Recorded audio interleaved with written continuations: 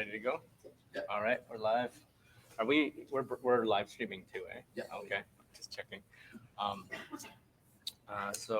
welcome to Creeland Indigenous Lectures, or Indigenous Poetics. I'd like to start with just welcoming the audience. Thank you all for being here, and as well as a land acknowledgement.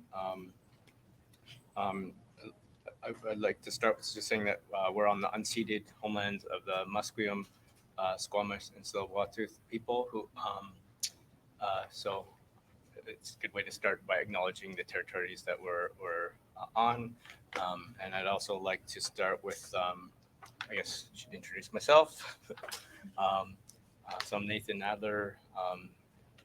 Nathan again, noted Adler. I also publish under, I'm a writer, artist, and filmmaker, part-time teacher at Kwantlen U, and Jewish and Anishinaabe, member of Laktamalak First Nation in Northern Ontario. I grew up in Southern Ontario, and I've been living in the Lower Mainland for 3.5 years now. So this is the first time I've lived outside of like Anishinaabe territory. Another reason why I feel it's important to do land acknowledgement, because this is not my territory either. Yeah, thank you all for being here. And welcome to the festival. Remember, you can support the festival online by becoming a member through the silent auction at wordvancouver.com. And what else should I say? Thank you to our sponsors. Special thank you to Pace Accounting for sponsoring this event, and to Connect UBC, the UBC Library, UBC Robson Square for their sponsorship, which has made this space available to us. I'd like to take a moment to thank our festival donors and sponsors, the Canada Arts Council, Canada Heritage Fund, BC Gaming, Creative BC, the City of Vancouver, DBVIA, the Hamber Foundation, the Joseph Wosk Foundation, Asian Canadian Writers Workshop, CWILL, Pace and Associates, Federation of BC Writers, the League of Canadian Poets, the Writers Union of Canada. For a full list, you can check out the website. There's more. So without all those folks, we wouldn't be here. So thank you to our sponsors. I'd also like to say thank you to our volunteers and staff at Word Vancouver for all the time and dedication, hard work they put into making this festival happen. So without further ado, I'd like to welcome also our guests for today. So Wanda John-Kehewin is a Cree writer who came to Vancouver, BC from the prairies on a greyhound when she was 19 and pregnant, carrying a bag of chips, $30, and a bit of hope. Wanda has been writing about the near decimation of Indigenous culture, language, and tradition as a means to process history and trauma that allows her to stand in her truth and share that truth openly. Wanda has published poetry, children's books, graphic novels, and a middle grade reader with hopes of reaching others who are trying to make sense of the world around them, especially if you think you come from nowhere and don't belong either. With many years of traveling the healing path, mostly stumbling in brackets, she brings personal experience of healing to share with others. Wanda is a mother of 5 children, 2 dogs, 2 cats, 3 tiger barbs. I'm not sure what tiger barbs are. I don't know. And a hamster not named Hammy. Okay. All right. Welcome, Wanda. Also, we have Dallas Hunt. He's a Cree and a member of Wapsipipi Swan River First Nation in Treaty 8 territory in northern Alberta. He has had creative work published in Contemporary Verse 2, Prairie Fire, Prism, International, and Arc Poetry. His first children's book, Wasis and the World Famous Bannock, was published through Highwater Press in 2018 and was nominated for several awards. His first poetry collection, Creeland, was published in 2022, and his upcoming poetry manuscript, Teeth, is due out in 2024. Hunt is an assistant professor of Indigenous Literatures at University of British Columbia. Welcome, Dallas. And up next we have Brandi actually can't make it today. Unfortunately, she can't make it today. So, but I'd still like you all to encourage you all to read her work, buy her books. She's an amazing, talented poet and writer. So I'll still read her bio. Um, so Brandi is an indigenous queer Saulteaux Cree Métis writer from Treaty 1 territory. They currently live and learn on the land of the Squamish, Tsleil-Waututh, and Musqueam peoples. The work has been published in the Puritan, Poetry is Dead, Room Magazine, Brick Magazine, Prism International, and others. They're a fourth year BFA student at the UBC, University of British Columbia, and live with their three cats, Baby Doll, Bert, and Etta. All right, I'm noticing a theme here with the pets. And I'd also like to welcome Délani Valin. Délani is a neurodivergent Métis with Nehia, Saulteaux, French Canadian, and Czech ancestry. She studies for her master's in professional communication at Royal Roads University and has a Bachelor of Arts in creative writing from Vancouver Island University. Her poetry has been awarded the Malhat Review's Long Poem Prize and Subterrane's Lush Triumphant Award. Her work has appeared in Prism International, Adbusters, Room, and in the anthologies Those Who Make Us Boajigan. She's on the editorial board of Room and the Malhat Review, and lives on traditional and unceded Sundaymuk territory in Nanaimo, BC. Welcome to our guests. Thank you. Thanks. And so when I was putting this event together, when I was curating, I was really trying to get a balance of writers from different First Nations, from different cultures, and then I noticed like there's a lot of like Métis, Cree, Métis poets. I'm like, why are there so many Cree? I'm like, it's going for balance, and then I'm like, okay, I'll just put them all together. And there's a lot of poets too, so I'm like, okay, we'll do a whole panel on poetry. And I was trying to come up with a name. So I was thinking, like maybe a Cree behind every tree, but then I thought I might offend people. So like, okay, no, but luckily Dallas has a book called Creeland, so I'm like, okay, yeah, we'll just call it Creeland because it also checks kind of boxes. So yeah, instead I named it after his collection. So I thought I'd start just by asking each of you to read something from your work, like a short little excerpt, give us a taste of your writing. You want to start, Dallas? Sure. So Tansinita Temtek, Dalson Nitagasan, Nia Omanehia Igwa Wapasusipi Otsinia. So hi everyone. Thank you to Nathan and for everybody else involved and everyone I'm reading with today and for the organizing. I'm just going to jump right into it. I'm going to read a piece called Cree Dictionary, which is from this collection, Creeland. So Cree Dictionary. The translation for joy in Cree is a fried bologna sandwich. The translation for bittersweet in Cree looks like a cow's and plows payment 8 decades too late.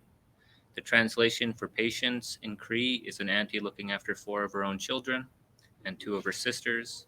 The translation for evil in Cree is the act of not calling your mother on a Sunday.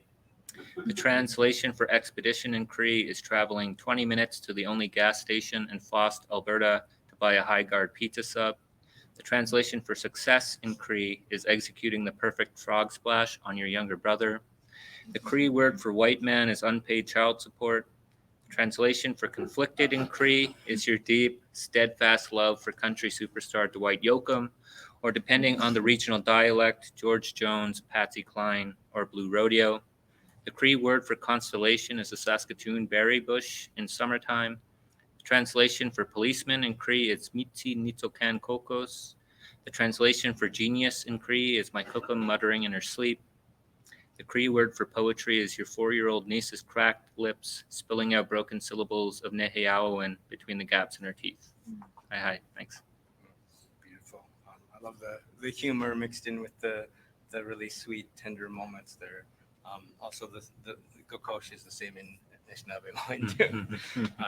Délani? Sure, yeah. I'm going to read a prose poem I wrote that I like to read by way of introduction because it's, for me too, being Métis, I was born in Quebec and then grew up here, and then I have family in the Northwest Territories and in Edmonton, and so a little bit everywhere. And there's that sense of like, where do I belong? And having that conversation with the land as well. So this is a prose poem I wrote when I was hanging out in one of my favorite spots on ᒪᒪhtâwisiwin territory. It's just this beautiful valley with all sorts of nettle and horsetail, and this poem is about having a conversation with nettle. So it's called "What Are the Ethics of Picking a Stinging Plant?" I've been daydreaming of nettle, the underside of a flat leaf foaming with formic acid, little barbs licking wind. I've never harvested it before, but I think about bringing my scissors down to the lake. I wouldn't lay tobacco down like I'm supposed to because I'd need to rip open a Du Maurier and scatter the arsenic. That's bad medicine, I think.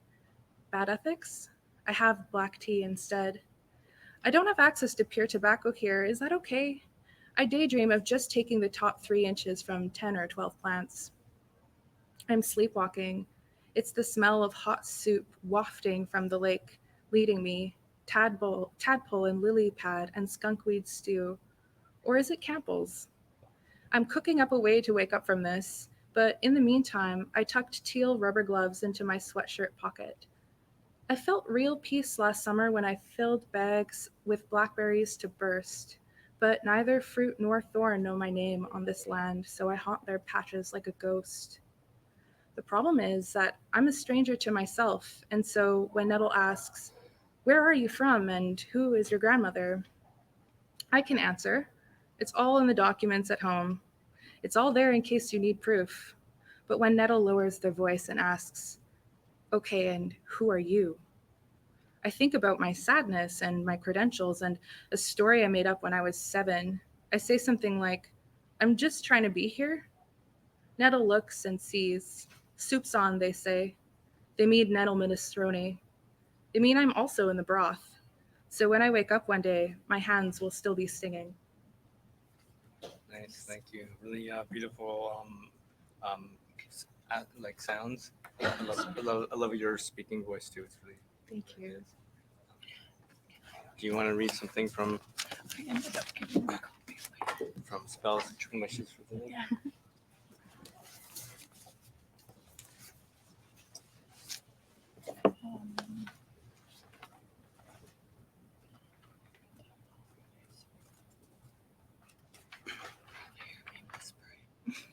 Now it's officially a reading copy. It makes it more valuable. I hope so.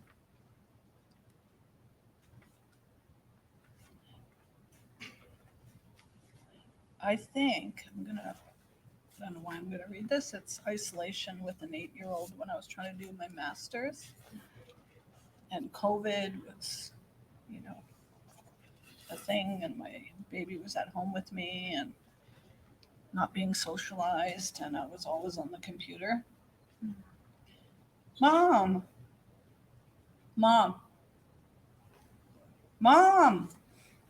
come play with me. You have to play with me. You're my mom. Mom. Why do you always have to do homework? What about me? Mom. The cat scratched me. Mom. Where's the cat? Mom. I'm hungry. I'm dying. Really hungry. Mom, can I have juice? Mom. My favorite time of day is lying in bed with you. Mom, let's tell jokes. Knock, knock. Who's there? Who's there? I said, who's there? Frog. Frog who?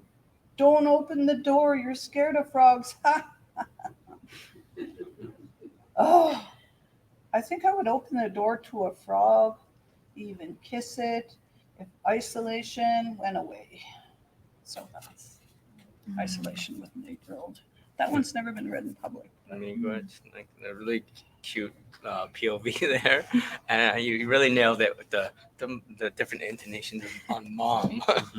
I Still feel like I've happening heard all today. those before. Yeah, so Miigwech for sharing your words. So I thought let's just start with the how do you see your Cree and Indigenous heritage playing a role in your poetry, in terms of either the subjects you explore or your approach to the writing process, and how your poetry emerges from the page? Mhm. Big question, I know. Yeah, whoever wants to jump in. I can go. Yeah. Okay. Yeah, I guess there's like a couple things that I think about when you ask that question. One of them I think is maybe the way that I go about it. It's like for me the interrelation of things is so prominent. Like I always, when I'm starting a poem or any creative work, actually even like technical writing for academic papers, which is less fun than this.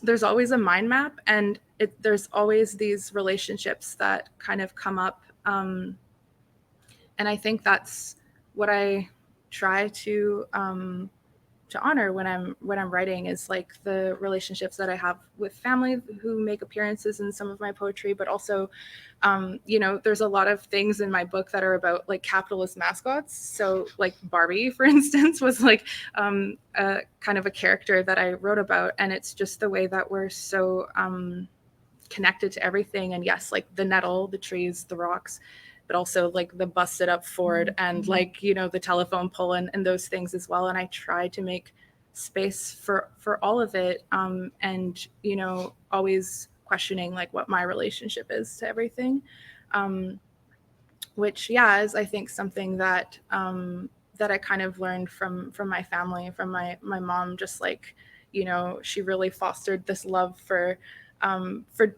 different plants that I would have maybe not looked at again, or different animals that I maybe would have like, I have like pet snails, for instance. So I just have this like soft spot for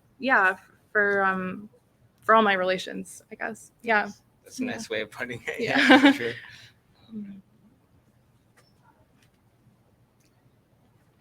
Okay, yeah, sure.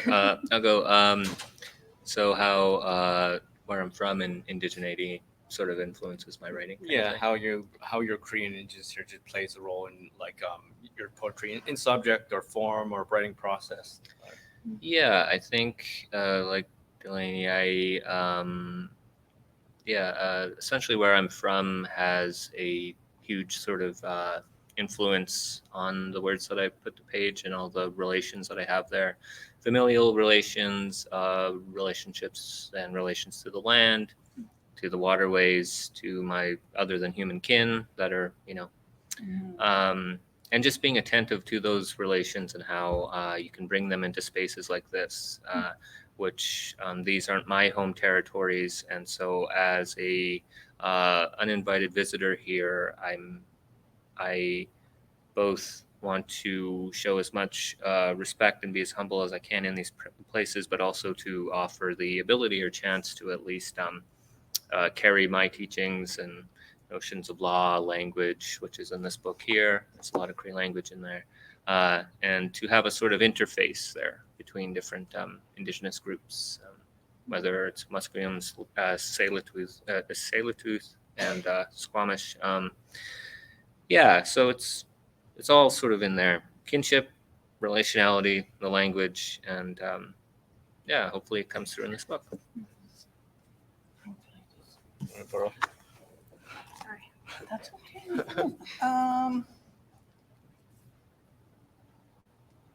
I don't know. I really don't know. I sort of had an existential crisis going, talking about, well, this is my thesis. And I was like, am I really an English poet? Because I'm writing in English. Like I'm writing in English, so does that make me an English poet? Am I really a Cree poet? So the idea of language. So then I used Cree in here, right? Like I still remember all the cleanup words, do kasi agana, do we paige, because my grandmother was Catholic. but I don't remember like other words, like beautiful words, like, not to say that cleaning isn't beautiful, but I was like, do I have time to learn the language?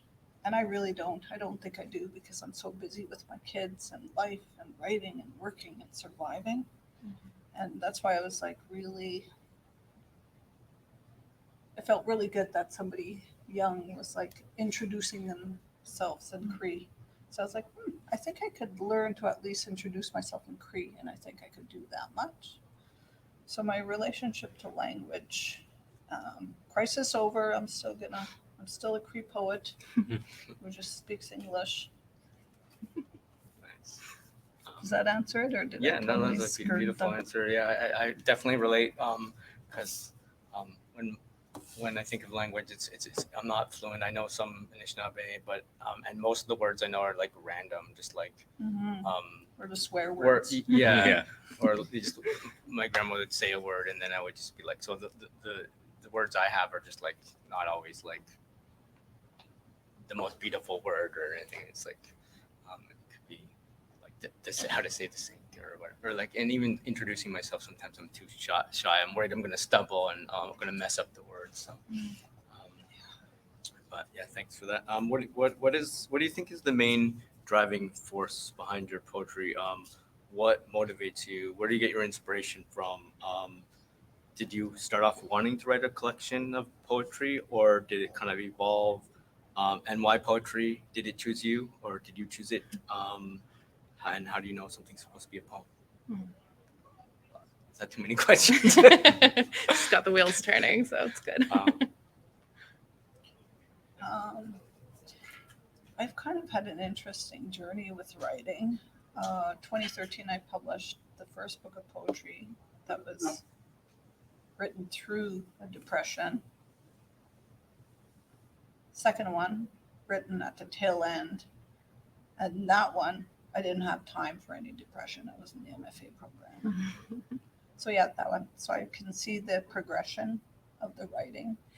And I think it's, it's an art form. It's a therapeutic medium. And I think I just lost the question. It was driving force. I guess what motivates you? children. Inspiration. What made you want to write a collection? How it evolved? I think I answered some of those. Like in terms of like healing. I don't think I wanted to write a collection. I just kept writing and tried to find the containers for all this writing. So it's not like, It didn't evolve as like one concept album or something where you had the overarching concept and then it was going to fit into that. And then you have to do like Joseph Dandaran does and go, that's the title of it. Sits back down. That's the title of my book. Joseph just said that outside. So. Nice. I think my children are the inspiration and future generations. My first YA, really proud of it. So And how do you? my children are my inspiration. Sorry. Okay. And how do you decide what's a poem? Like where like when you see, okay, this is a poem. I always tell people that every memory we have is, writing. I'm going to sound like an old person now. Every memory we have is writing fodder. Does anybody know what fodder is? You know what? Is it like feed, kind of? Fuel. Yeah. Yeah. We're all poets. We all know that. Yeah. The connotations of the word. Alice or Délani, do you want to speak to the main driving force behind your poetry? What motivates your poetic work? Where you get your inspiration from? Why you wanted to write a collection? How it evolved? Why poetry? Did poetry choose you, or do you choose it? How do you know something's supposed to be a poem? So I started writing poetry. I had always written poetry when I was younger, but it was, terrible, like uniformly very bad poetry, as, rhyming pain with rain, stuff like that. I've done that. Yeah, I'm still doing that. Trying to shake it. But I've written poetry for a bit. But when I was doing my PhD program, I was reading a lot of like history and theory and criticism, literary criticism, all of this stuff. And I found I was so kind of saturated in that kind of thinking and in those types of mindsets that my writing started to actually come out more as a kind of poetics, right? I was thinking through similar issues, but I was thinking through them through the language of poetry, where you can come at a particular issue, whether it's a political or a social issue or what have you, and you can do it from a sort of parallax view, or you kind of look at it obliquely. And I think poetry allows the room for you to sort of get at,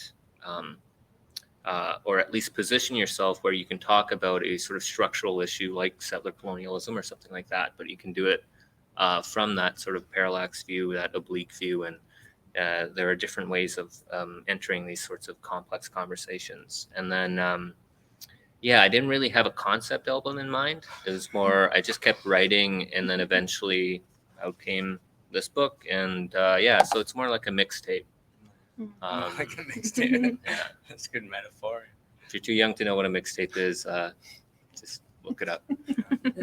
I like that idea of like understanding things through through poetry. Poetry is like a way of like seeing the world almost. Like, beautiful way We're seeing it differently. of Yeah. seeing Yeah, I can relate to that. I think for this collection, it didn't come fully formed either. What happened was like Dallas, I come from a habit of some pretty shameful rhymes, so I have my share of those as well.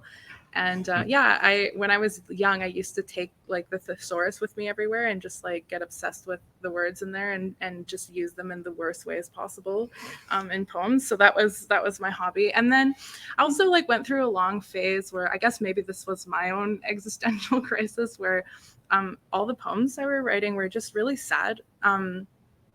And there's nothing wrong with sad poetry, but I just found that I was really in this rut.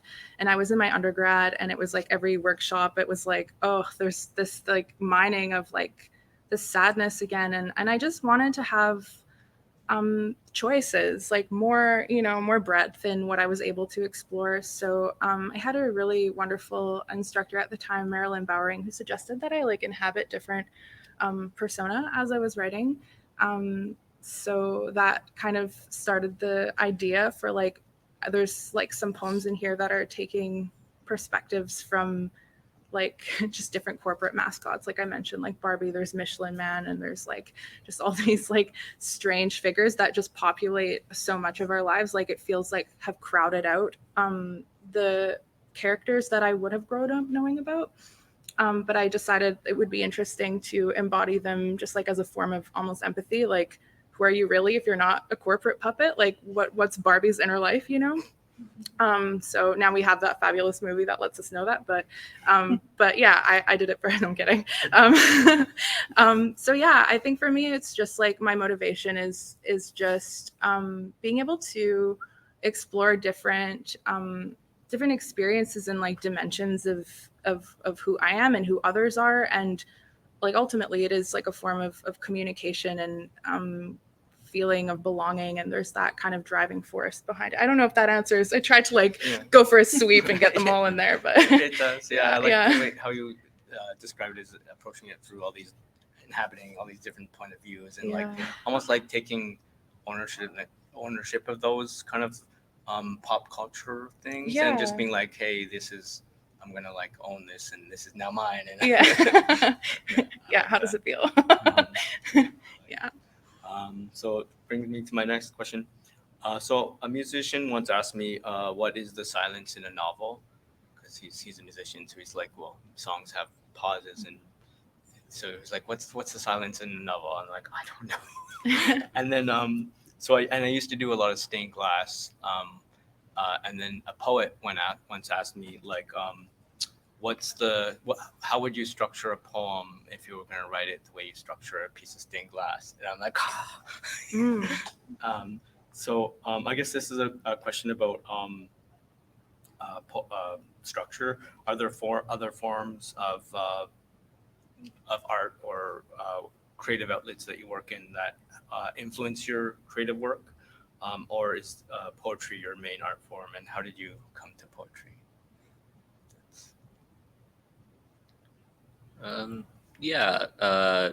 Oftentimes I think about myself as a failed novelist or short story writer, in that my first attempts at writing creatively were usually novels or short stories, some of which I've had published but have never really revisited. I find something about that space, that silence you're talking about in poetry, that allows for a lot of interpretive room, but also a place to kind of sit and dwell. So how that manifests on the page is just particular line breaks, just the aesthetics of the page itself. My poetry tends to be very sparse, and if it's not, that usually means something. And that might have something to do with I just grew up playing music, like piano, guitar, stuff like that. And a lot of the poems in this collection in particular are either named after or are taking inspiration, not so much from the music itself. It's usually what I'm listening to while I comprise something. So music definitely has an influence, and just formally how I think through how I want the poem to be presented.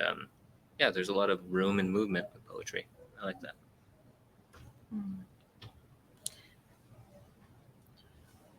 Thinking about that, that's deep, man. My That's question deep. too hard? No, it's a good question, because I was like, the silence in the poem for me is when I'm writing it. So it's like that first line and there's silence. And the silence as well, here I'm going to get all, for the readers or the listeners, is when they stop and think about that word or that phrase. So that's their sort of silence. So I would say that it's different for each of us. Yeah, is that deep? So I think Super the deep. silence is when you're writing it, right? Where you stop and pause, and the memories, the sounds, and it's like your choice of words next and the white space on the page. So yeah, good question. Like the negative space or whatever in a painting, or like I don't know. Yeah, I love that answer.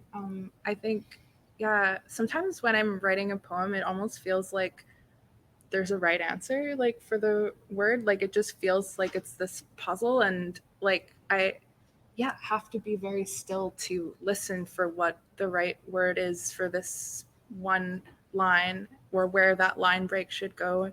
Part of it, I think, is just being able to write with my ear. I'm terrible with instruments, and like I can sing a little bit, but I won't. And I think it is like a matter of being able to like just go still. And I've also recently been able to start meditating. I say been able because I don't know, there's like some of us, when we try to meditate, sometimes it's like even just paying attention to the breath can cause like feelings of panic, and that used to be my problem. So actually poetry was the only place that felt safe to have stillness. And now I'm starting to be able to meditate, and so I don't know, I'm interested to see how that relationship changes, like the writing. But I've just piggybacked on your answer. I just really like what you had to say, basically. Totally cool. You summed it all up in a nutshell, so thank you. I'm still thinking about those questions. The one the poet asked me about structure, and then the other one about. I think they have synesthesia. They like see everything in like shapes and colors and everything. That's what I was thinking when you said that. So I was like, how would I write a poem washing dishes? I'd be like, have to go like, I'm reaching up here, so it would kind of be a shape poem, maybe. Maybe this is a good chance for us to do another little mini reading, and then we can, because that connection between poetry and like sound, I guess, and then the silence in between words. So maybe we can hear another reading from each of you.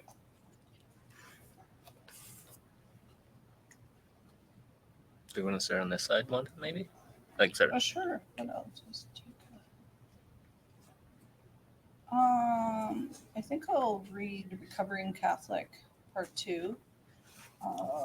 Jericho Brown did this thing called a duplex, and I really liked it. So copied him. Recovering Catholic too. Jesus Christ tasted just like Bannock. The priest put the body of Christ in my mouth. Christ put the body of the priest in my mum's path. His robe whiter than Newcomb's bleached sheets. His skin whiter than Newcomb's sheets bleached.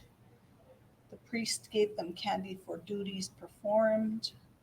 The priest gave them duties to perform for Candy. She wore her best white dress for Candy.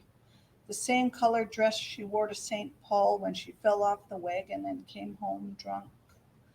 The priest came home drunk and pushed her off that wagon. She picked up her rosary and prayed hard. He picked her up and hardly prayed, gave her bannock that tasted like Jesus. Penance. So yeah.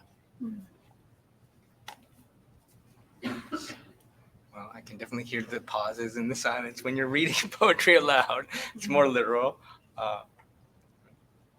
I'm going to read the last part of a poem, a longer poem called No Buffaloes. And this section is like, yeah, basically I spent the whole of the poem just trying to understand my identity.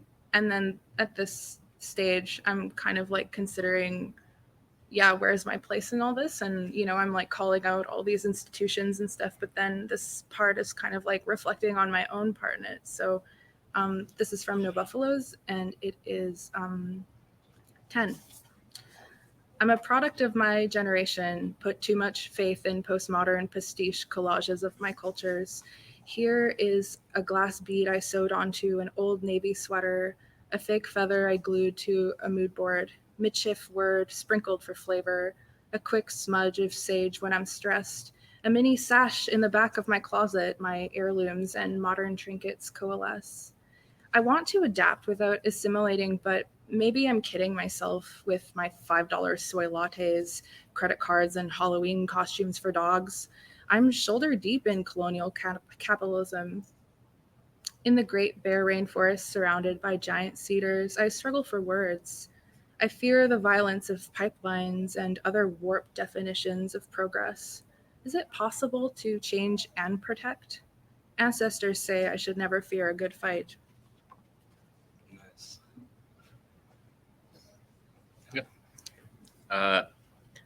This poem is called Entry 4, again from Creeland. My couch is a bed of pencils. Is there such a thing as writing back to legibility or rallying against consumption in Indigenous literary studies? Every time I write Cookum, some settler somewhere comes. And when I say Tug-eye, this same settler smiles to himself, having mastered the vernacular, hung around the edges just enough to be in the know, titillated and satiated. The vibrancy of Indian life on display is endlessly knowable, learnable. It's unimaginable that there's more going on beneath the surface, that there are whole economies of care and relation that are imperceptible, nonsensical, and, because of this, illegible. I'll tell you a story. My Cookum, please control yourself, and nikihci worked at a downtown restaurant in Edmonton named The Cecil. Did you ever go to The Cecil? No, that's before your time. Oh, you're right. Okay, cool. It was near the rat hole, a since demolished car tunnel. Now both no longer exist. While nikihci waited on customers and cockroaches skittered across basement walls, I'd sit patiently awaiting a breakfast my Cookum somehow found the time to prepare for me as the kitchen was slammed with orders. She'd hand the meal she prepared over to my mother to deliver to my chubby, grubby hands, or would scuttle out of the kitchen herself, arthritis endeavoring but ultimately failing to slow her down. I know that acts of care and love are supposed to be noisy declarations to draw attention to both the recipient and giver of love, but I also know we didn't have a lot of food at home, so my grandmother would hide pieces of bacon under the pancakes she had made for me, so if the manager walked by, she or my mother wouldn't get in trouble, and my belly would be that much fuller that day. I think about these intimate acts of care, of getting on in the world, obsessively. I don't care how much you know about Indians or which stories or words you decide to take and which to leave, because I remember how full my belly felt from that borrowed bacon, and yes, how full I felt from my Cookum's rickety love. Thanks. like how you end on the word love, because like and drawing the connection between like nourishment and food and love. Yeah, food is love. Thanks. Beautiful readings. Rickety is an Alberta word because I was like, hey, we use rickety all the time. I just thought a question now. How does your relatives have they read your work, and how do they respond when they read your stuff? Have you had any like interesting like reactions to your work, or like good, bad? I don't know. So my Creeland I dedicated to my mom, to my mother, and I was like, so, Mom, what do you think? And I was like, did you read it? She's like, nah, I'm getting around to it. I was like, oh, okay. But yeah, she knows all these stories, and yeah, and my cookum is referenced a lot in here as well. If they don't read it, I'm sure they'll read it eventually. Yeah, my mom is a fan in an embarrassing kind of way sometimes. She makes these hearts actually, just a little my mom plug. Yeah. Yeah, I've got a lot of stories with her in this book and with cousins and my sister and stuff, and some of them are a little embarrassing, but I did ask for consent, so they're not embarrassing. There's just one where like there's a neighbor we observed and he just like naked tans, and we both found that really hilarious, and he made it into the book. So yeah, so it's that kind of thing. But I think yeah, they're really supportive. Yeah, my dad too.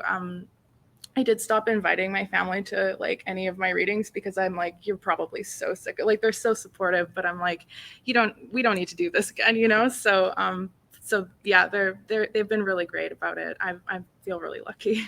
Yeah. Because you have to be careful around writers. What you Yeah. what you do, they might end up in their next book. Yeah. For me, I just wrote a graphic novel, and it was published this year, and the only person who read it out of my 5 kids was my 10-year-old. I was like, So I give them each a copy, and so this one nobody's read yet. It's like, it's so good though. And the poetry books, I think an embarrassing moment. I didn't want anybody to read it because I tried one erotica poem in the doghouse, and I was like, it was about Catholicism and stuff. So please don't get that book. Are you going to read that one for us? Oh yeah, right. I don't think I've ever read that out in public, and I will not write erotica because I'm still a recovering Catholic. So no. I've tried erotica too. It's not as easy as it sounds. No, it's not supposed to be clunky. No. Yeah. It's hard to do it like so it's like tasteful and not cheesy or like horrible Or forced. Yeah, Right? it's not that. It's not as easy as It's not easy.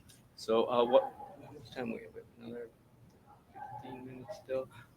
Who are some of your favorite poets or storytellers or artists that inspire your own work? Who do you fan over? Like who are you? Like who are some of your mentors or who you look up to when it comes to who just to what you like to read or who you draw inspiration from for your own work? Yeah, I mean, I there's so many like right now that I think we're like living in a really wonderful time. Some that I've like, one that really impacted me that I read last year was Yonina Curtin. Just yeah, something like broke open when I read that book, and it was just her latest book, which it's Standing in a River of Time. Yeah, that one was fantastic. I like Molly Cross Blanchard as well. Just like really good. I find that like a lot of the work that that's the poetry by Indigenous poets right now has like an edge of humor to it too, which I really appreciate. And Molly Cross Blanchard definitely does as well. And then like yeah, there's other writers like Richard Wagamese that still like every time I read it I start crying. And yeah, I think though like I haven't been doing as much literary reading as I'd like to because of this master's program that I'm forever trying to finish. So I've been reading a lot of more theoretical stuff right now and really looking forward to like giving my brain a break from that. But yeah, those are some that have been really, yeah.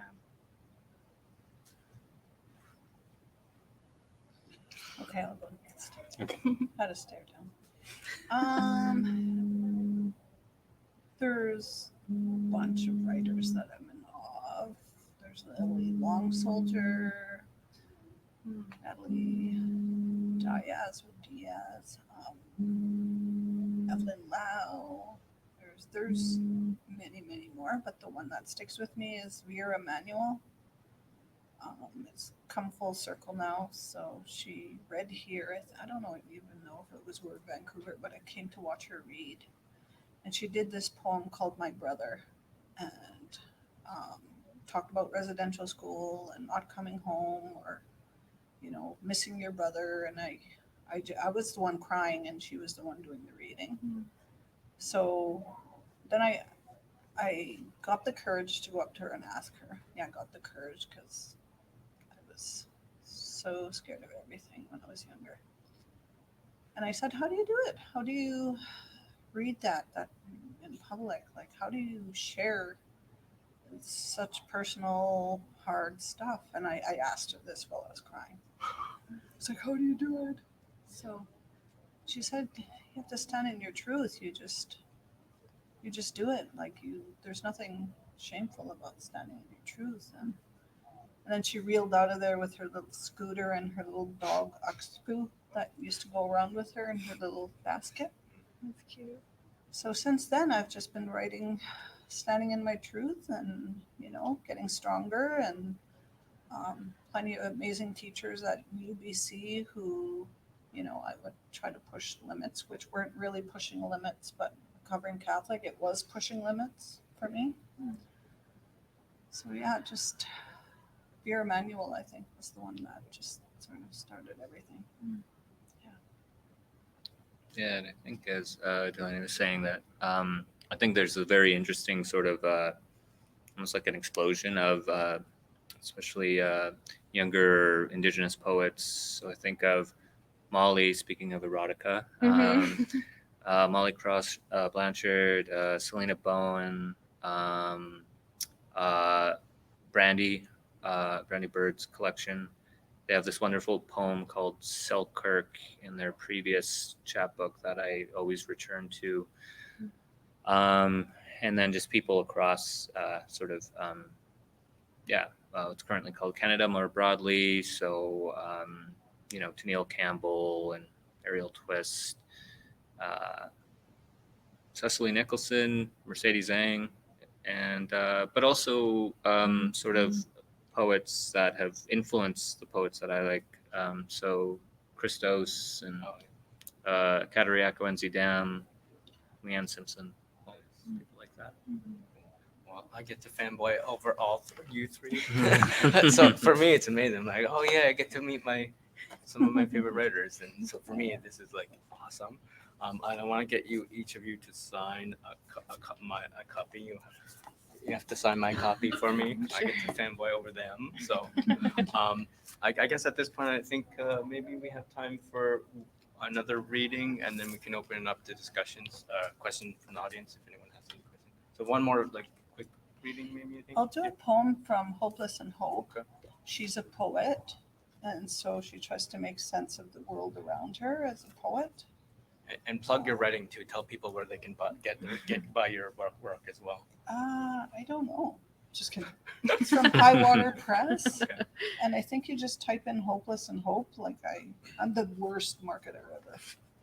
So this is the poet. This is the poet in this book. Sweetgrass. Smells of lit sweetgrass burnt to memory at Newcomb's house. Braid burning as she circles east to west, murmuring a mantra. Prayers we all pray for as she gets older. I pray harder for her and feel the pain of uncertainty. Keep our loved ones safe. Let us have enough to eat. Forgive my mom, who may not know. Instead, help her to see. Have pity on us, Kisimanitu. It's a new world they do not understand. The smell of sweetgrass, a memory, and a necessity to have a braid of sweetgrass in the kitchen next to Nukum's radio, Nukum's store-bought. Mocks scrape, always scraped. The peeling linoleum floor instead of deerskin on earth, her whole world broken. Kids different from 100 years ago. Nukum's breathing is shallow from walking, from praying, from begging for mercy for all the lost children that roamed the cities, journeyed the jails, wandered the reserves, searching for themselves in places Kisemanitu's law doesn't exist.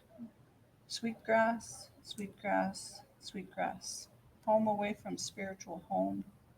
As it burns and smoke rises to the clouds where the prayers gather like buffalo troops. Our prayers can't be stopped. Our prayers can't be stopped. So her name is Nevaeh. She wrote that. Wasn't me. It's your character who wrote the poem. Nice. Some really beautiful images of that, the curling linoleum, really. Like, could see it. Sure. Okay, so I'm gonna read about Mr. Clean's bad marriage. So this one's called Mrs. Clean. So it's from her perspective. All right. Yes, he cooks. He cleans. He writes grocery lists. But oh, how low the bar is set. I should be lucky. After all, most men aren't used to scrubbing a toilet. My husband's muscles bulge against the cotton of his skin-tight, bleached t-shirt. I'm told he's ideal in every way. He won't touch me without wearing his yellow rubber gloves. Yet he plucks hairballs with bare hands from the neighbor's drain. Mops and dusts and who knows what. I'll spike his club soda with lemon and Clorox. Watch his bald ass magic erase that.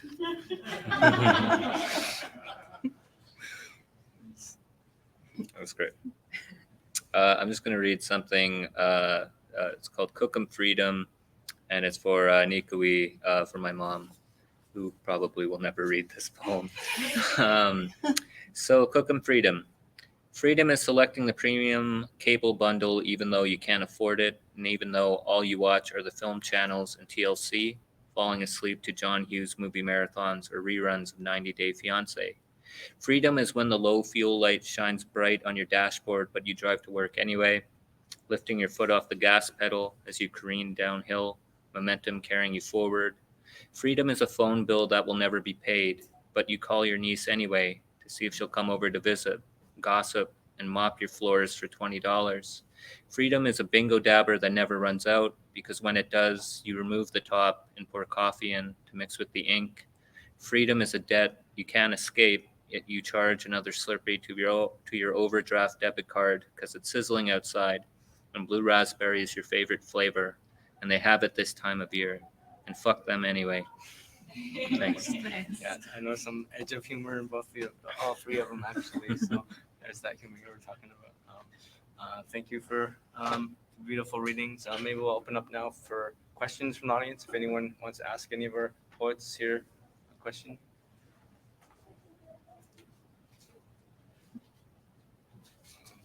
Questions? Okay. Well, there's one over here. Sure, thank you. Just back to that, what was the question the musician asked you? Oh, the musician asked me, because he knew I wrote a novel, so he was a musician, so he's like, I know what the silence is in a song. It gives the song shape. You need to build in these negative spaces in it, because he was also a painter. So he's like, what's the silence in a novel? What's the negative space? And I was like, oh, you're hurting my brain right now. So would that be when you have a chapter, there's a kind of silence before the next chapter. But even in a paragraph, when a paragraph finishes, it's a tiny silence as we go to the next line. I just wondered if that would be silence in a novel. That's one way of thinking. I was also thinking like backstory, maybe like this stuff you can build like elaborate backstories, and then you as a writer know their whole like life backstory, and then it doesn't go in the book, right? Whatever you cut is silence too. Whatever you don't include, but you know it's part of the world, but you're just like, it's not. You don't need all the details, so you just cut. I was thinking it in that way too. But anyway, I think, yeah, next question. This is a dorky question. Yeah. Can you talk about either a specific line break or line breaks in general? Your choices around line breaks and things you struggled with? I just struggle with line breaks. There's a couple things that I think about, I guess. Like one I think is like a probably more pedestrian thing, which is just to like be careful not to end on just articles because it can be kind of underwhelming to read sometimes. But I like to see if I can break a line where it would be maybe surprising, like a word, the next word is just like it's jarring or unexpected. Sometimes it's like because I write with my ear and I like to be able to read it, it's just where I might need a breath without it sounding like awkward. And yeah, but I think the mostly, and also I guess like form, right? Like if I'm really, some of the things that I've written really constrained myself to like line length and like how many lines per stanza. So that also factors. But I don't know if that's helpful. But yeah. Yeah, I think just going off that, I think the sort of enjambment when you're going into another line, having that sort of twist. So sometimes you'll end on a line and, it will sound either pleasant or biting. And then the next word and the succeeding line can sort of undercut that or sort of, I guess, sweeten or do something to that language. And yeah, it's in relation to form and when you're reading it, I sometimes actually like to put like hyphens, so I'll end a line with punctuation, but then sometimes when you're reading that on the page, it becomes very obvious what you're trying to do. And so, yeah, it's a sort of constant negotiation of what it is exactly you want those two lines together to do. And I think poets weirdly maybe think about this way more than anyone else. But yeah,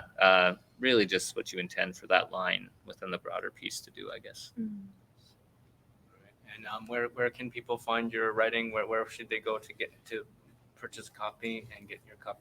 Maybe you'll sign it for me. Maybe. Don't forget to sign. Oh, sure.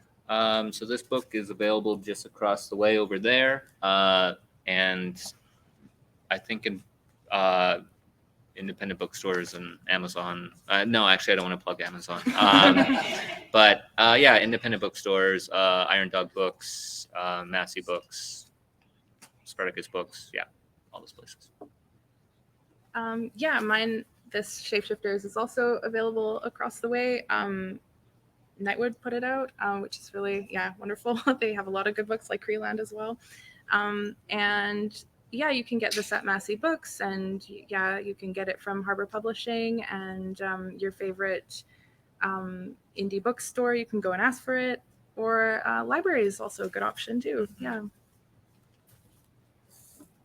I think this is available across the way, Yeah, right? I just bought Okay. it. It's from 32 Books is the bookseller this year. Okay. So. You just type up my name, WandaJohn-Kehewin.com. I haven't updated it to include all my books, but I do blogs and stuff. And that's it. I'm not a good marketer for myself. So I'm just like, I don't know where to get it. I just write them. All right, regrets to our poets. Thank you a lot for sharing your words. And I'd just like to thank all the staff and volunteers at Word Vancouver for making this event possible. There's plenty more events happening, and please check out the complete listing in the booklet or on the website. Thanks to our audience, and thank you again, regrets to our. Thank you.